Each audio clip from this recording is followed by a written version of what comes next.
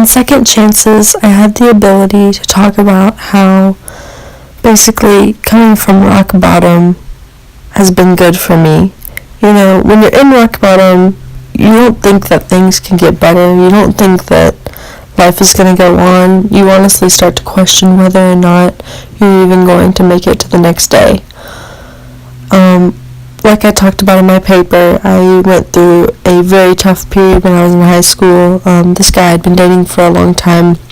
Right after we broke up, he committed suicide, and obviously that put a lot of guilt and stress onto me, and I just took so much blame on that and just felt like, you know, everything that I did was wrong, and that, you know, maybe if I hadn't have been around, you know, he'd still be alive. And of course I just took so much blame onto that.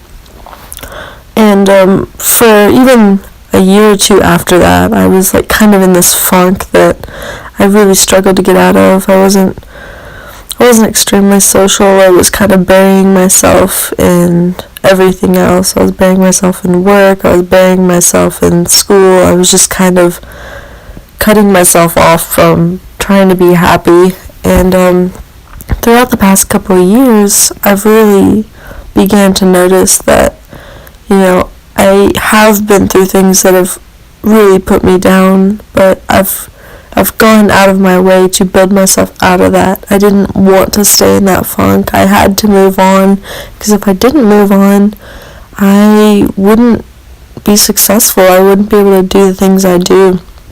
I've been investing myself more in my music and school and the things that make me happy, and I've been trying to, you know, make a life for myself that I know I'm going to want in the future.